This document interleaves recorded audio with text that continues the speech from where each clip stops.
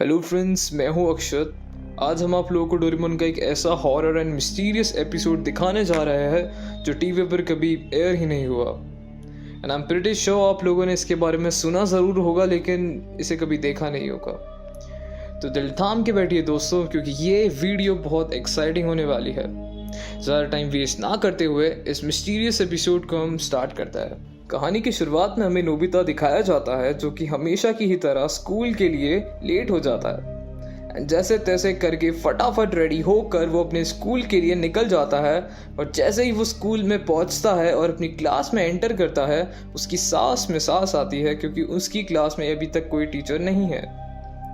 वो देखता है कि सुनियो हमेशा की तरह शो ऑफ कर रहा है, टेकी सुगेन शिजुका पढ़ रहे हैं एंड बाकी बच्चे अपनी मस्ती में मस्त है।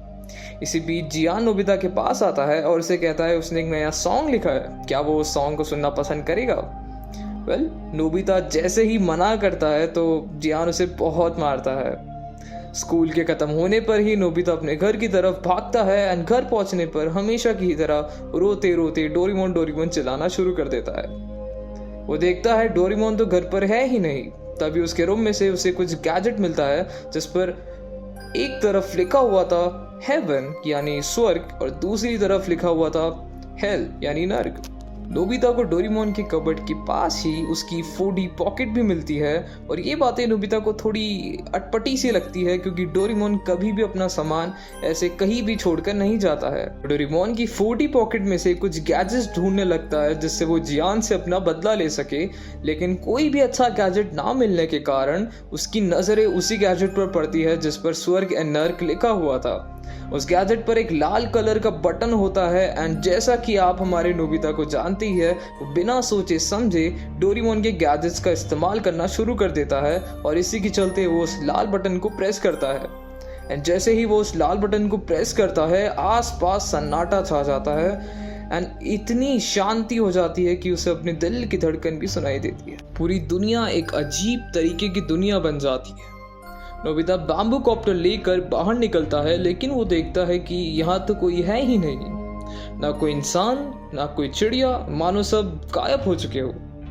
वो दोस्तों की तलाश में प्लेग्राउंड में जाता है, लेकिन वो देखता है कि पहले जिस जगह उसका प्लेग्राउंड हुआ करता था अब वो प्लेग्राउंड है ही नहीं। उसके बाद वो अपने स्कूल जाता है और देखता है कि अब उसका स्कूल बस एक टूटा फूटा खंडर बन चुका है और पता चलता है कि उसके स्कूल के पीछे वाली पहाड़ी पर जिस पर वो अक्सर जाया करता था वो भी अब एग्जिस्ट नहीं करती है और वहाँ बहुत सारी बड़ी बड़ी बिल्डिंग्स बन चुकी है।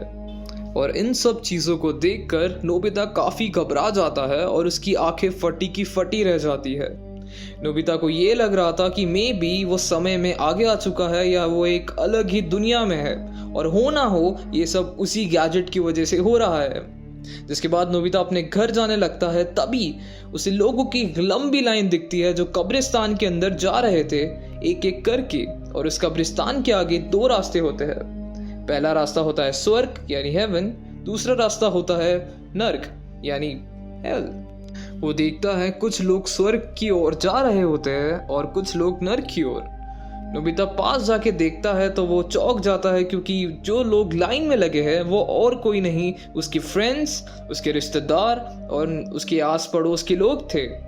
हैरानी की बात यह है कि उन सभी ने कपड़े नहीं पहने हुए थे और सभी बिना कपड़ों के लाइन में खड़े हुए थे और उन सभी की उम्र भी नोबिता से बहुत ज़्यादा हो चुकी थी और सभी बहुत बूढ़े हो चुके थे, जो कि बहुत डरावने एंड क्रीपी लग रहे थे।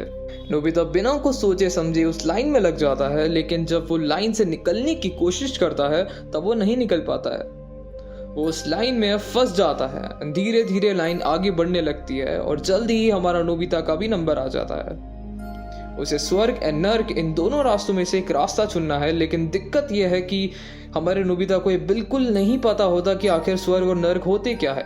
इसी के चलते नोबिता हेल यानी नर्क का रास्ता चुन लेता है और उस पर चलना शुरू ही करने वाला होता है। वैसे ही हमारा डोरेमोन आकर उसे लाइन से बाहर खींच लेता है और जल्दी से नोबिता के पास जो 4D पॉकेट थी उसमें से वही गैजेट निकालता है जिसके कारण ये सब की शुरुआत हुई और उसे बंद कर देता है। उसके बंद होने पर ही सभी फिर से नॉर्मल हो जाता है।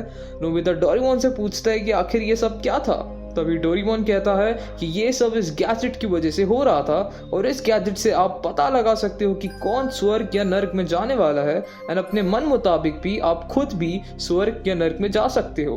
वो उसे ये भी बताता है कि नोबिता तुम नर्क के रास्ते पर जा रहे थे और अगर तुम वहां चले जाते तो तुम्हारे साथ बहुत बुरी और खौफनाक चीजें होती और तुम्हें नर्क में बहुत ज्यादा टॉर्चर सहना पड़ता। डोरेमोन ये भी कहता है कि ये गैजेट बहुत ही खतरनाक है और इसका इस्तेमाल ना ही किया जाए तो ही बेहतर है। नोबिता डोरेमोन से पूछता है कि आखिर इतने टाइम से वो था कहाँ, तो डोरेमोन उसका जवाब देते हुए कहता है कि वो फ्यूचर गया था उसके कुछ काम से। और इसी के साथ हमारे इस एपिसोड एंड स्टोरी का द एंड हो जाता है। इस एपिसोड के बैन होने का रीजन में भी ये हो सकता है कि जो लाइन वाला सीन था जहाँ लोगों ने कपड़े नहीं पहने हुए थे और वो बहुत ही क्रीपी और भयानक से लग रहे थे। So that's it guys. और अगर आपको ये वीडियो पसंद आया तो प्लीज इसे लाइक करें, शेयर करें एंड कमेंट करें अपने views and subscribe to our channel for ऐसी ही मिस्टीरियस एंड खौफनाक वीडियोस के लिए। मिलता है ऐसे कोई अमेजिंग या सरप्राइजिंग से वीडियो में, तब तक के लिए सायोनारा।